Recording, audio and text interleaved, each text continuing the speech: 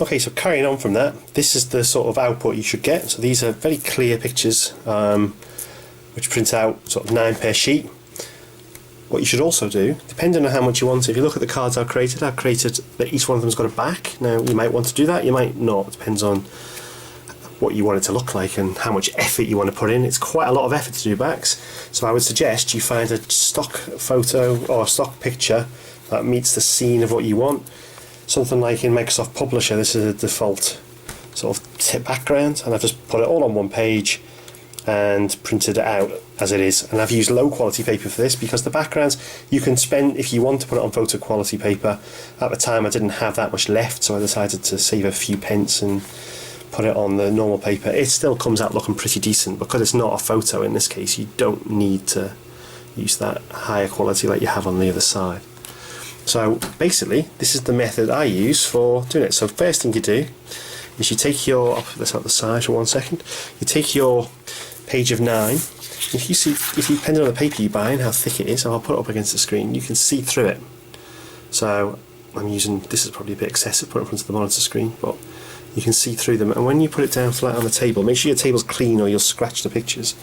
Just zooming out a little bit, it's not zooming well, but you can see through the card, through the paper, where the cards are. And what I suggest you do at this point, you don't have to do this. This is if you want your cards to be slightly sturdier. You could skip doing this and go straight to just sticking the back on, so almost stick the blue page straight on top of this one and then cut them out. What I do is I've got these cheap playing cards which I bought for £1, something like that, and I will place one playing card, it's not really basically on top, and I'm going to glue them down with a Pritt stick or a glue stick onto every space. So I'll just do that and you should get an idea of what comes next. So that's going to pause this. So as you can see, the cards have stuck to the paper, so they should be across the prints on the other side, so basically one per picture. Let them dry, but one thing I would say is a glue stick it doesn't necessarily stick these things down particularly well. It's not the end of the world. It's basically you just want them to hold in place, which is the next step, which I'm possibly not going to film because I don't think it's of any value. But I'm going to take this sheet and I'm going to drop it on top of that one, get a glue stick. You could use a bit of PVA, just neat, but apply it reasonably thin, and basically coat the back of that sheet and stick it A4 to A4 across the back of that. Once it's done, let it dry, and that's pretty important because otherwise it'll fall apart, or they could fall apart as you cut through them. And you should end up as a sort of final result with, I've got some throwaways here which are a little bit, actually no I haven't, so that you'll end up basically with something that looks like one of the cards that I've prepared here, which is obviously without the lamination on it. And once it's dry, we'll then take this and we'll put it through the laminator. Now the critical thing is here, if you've used the photo paper and you get this nice and tidy, don't be tempted to do what I did when I first started, which I'm not entirely certain why I did it, is to cut them out in individual pieces, cut the front out and the back, because you'll never quite get them the same, and you'll end up with little white bits of paper and you'll spend hours trimming them. So if you stick them together from the start, put the playing cards in the middle and then cut out the finished card, make sure that obviously the edges are not going to go near this white border, so whatever you do, make sure you keep the background on the cards and you cut them out accordingly. And then what you should end up with is something that you can laminate, which I'll come to in a moment. So as you can see, they're stuck together, blue side on the back, card side on the front, and they're stuck together. They basically, as it's drying, you'll notice there's a bit of, what you could notice rather, there's a bit of bobbliness sort of on the front, a little bit of creasing or not. It's obviously where it's got wet glue underneath it. The good news is, as long as you are careful with your cutting out, that should all get removed by the laminator as you squeeze it through the rollers. But leave it to dry, or as near dry as you want to go. You don't have to be bone dry, but the laminator will do a lot of it for you. Don't be too worried if the pages come apart a little bit as you cut them out, because obviously you always, especially with glue sticks, especially if you've got children and you've put lids back on things like I've got, it's really there just to hold it together enough so that you can keep it cut apart and they stand together when you put them through the laminator. The laminator itself is what sort of does the magic. So what I'm going to do now is cut out all of these images and put them into a pile of 9, and I'll run through the lamination with you. One thing I would say, it's just like when you put a screen protector on an iPad or a phone or wherever, make sure you have no little bits of dust or muck that have got themselves on these pictures, because if you do, they will go underneath the lamination and you'll have a little bobble which will be there forever unless you throw the card away and start again. I've done the odd one where even though I've tried, you get the occasional little bit. I'm happy to live with them, but if you're a perfectionist, be really careful. Another thing as well, make sure when you turn the images upside down that your table's really clean, no scratchy bits. This table doesn't look that clean, but it's actually quite clean.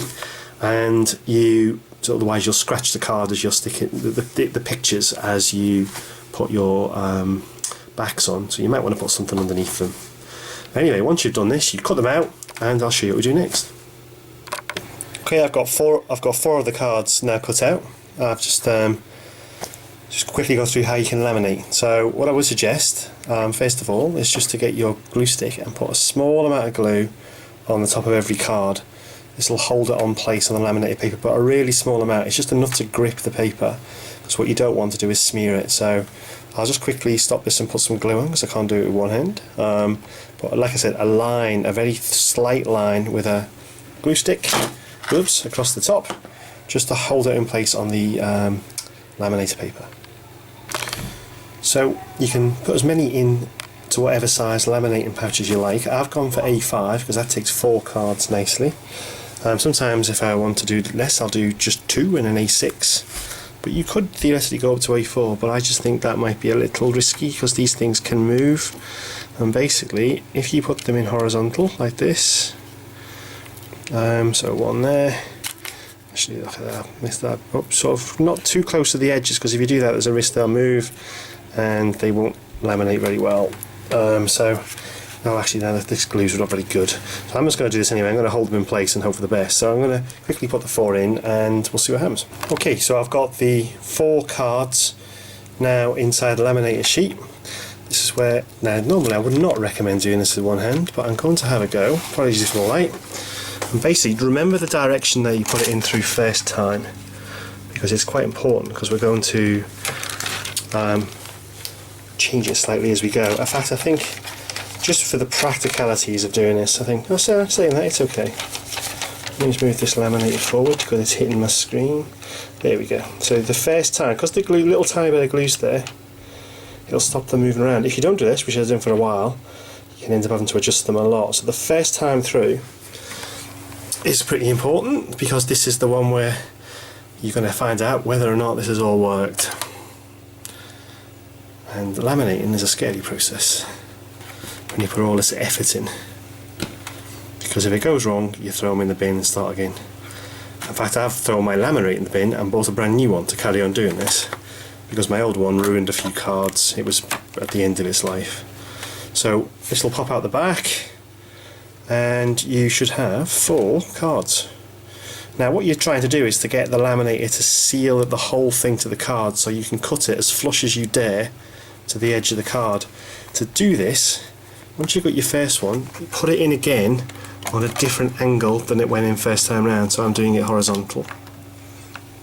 And this way you are guaranteeing that if the direction, any bumps in the card or something that didn't allow it to quite go as flat as you would like, it'll hopefully catch it around this way. So once again the cards go through, and then because I'm a slightly paranoid person, I actually put it in a third time, because you can feel the card on the second time it comes out, it's much hotter. And obviously it's been exposed to the heat, about 120 degrees C from the instruction manual. And then a third time. Now what I would recommend, of course, is that I know this laminate you can do this. If you feel like it's not right on yours, then don't do it. So 3 times, so this is going through again. So once horizontal. I have done that card a little bit too quickly, I think, because I wanted to just do the video, so it's got a slight air bubble in it. But to be honest, for what I want it for, I'm not that fussed. Because I'm making 2 sets of these, one for my friend who also plays Frostgrave. So there you go. Once this second one pops out, you can get a pair of scissors and you can cut. Obviously let it cool down for 5 minutes. Make sure it gets nice. Make sure it's cold. Otherwise, you'll find the edges will pop up when you cut it. But essentially the ones I've done here will pop out, and as long as I haven't messed it up, and I've not looked at them close enough yet, you end up with 4 cards with backs which you can cut out and will turn. I'm just going to turn this off so I'll blow the house up. You'll end up with lots and lots of cards just like these. And the good thing is, of course, in the future, if say it's a GW game or whoever, and an FAQ comes out and they change a rule about a card, you can just go in, reprint it, do it again. But the biggest advantage to me is when I first started playing my Skaven, I never ever managed to get a set of the Battle Magic cards on 8th edition. They sold out in 2 minutes, and the only ones I could find were on eBay, and they were always about £25 a pack, and I just refused to pay it, and I made a set of these exactly the same for Skaven. Don't sell them, carefully your copyright. Images on there I think I've sourced legitimately because they're open source. If I haven't, and you've seen any, then let me know and I'll remove them and I'll change the video, whatever. If anyone wants a set of these cards that I've created, as in the raw sort of PDFs that you can print out, I'm happy to send them to you. I'm not going to publish a download link on the page because I'm being sensible, but if you want to, you can contact me and I'll send you one-to-one. Obviously don't distribute them, sell them, do whatever. But as far as I know, this is fine. The software is fine to use. People use this to make their own custom cards for messing around with. But they definitely don't let you do the back, so you can't forge magic cards unless you take it a step further. You can create any type of card you want in the magic format. I use them for spell cards that I don't have to worry about sort of copyright issues. I certainly wouldn't sell them. So that's it. So I hope you enjoyed this video. If you do all the usual things, tell me what you think about them. If you'd like a copy of the 80 cards that I've created for Frostgrave, first of all I'd say that it will be an official set out soon. They're not out yet, but they've come from another person out on the internet who's made their own cards and they've been bought. They're not like these ones. I think these are much more colourful, which is why I've done them. But there's nothing wrong with buying them because Osprey Games is a good company. Makes a fantastic game. Maybe you want to buy that. Maybe you want to do this just to make some cards for games that you can no longer get the cards for. It's up to you, not to me to tell you. Thanks very much for watching. Hope you enjoyed it. But like I said, it's a very relatively cheap and cost efficient way of producing cards you either can't get, don't exist, or whatever. And they come out looking, very, very good.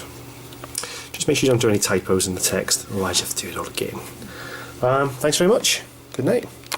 There's one small addendum I'd like to make to this video, which did actually dawn on me. Sometimes you're going to play a game and you just want something you can use quickly. You could of course just put them on cheap paper, print them out, just use them, throw them away when you finish with them. That's what I did for a while with the Skaven ones I made. Laminating them makes them last a long time, but there's no reason why you need to make them pretty. Like I said, these things are great for cue cards, so if you're like me on 40k and you want to know all about your particular vehicle and you want to know what it can do and when it can do it and what its special rules are, I print them out on these things, put them on the edge of the table, and if I can't remember I go, oh yeah. Very good for war scrolls if you want them a bit smaller and you're bored carrying your phone around with you. Anyway, lots of options. Thanks very much.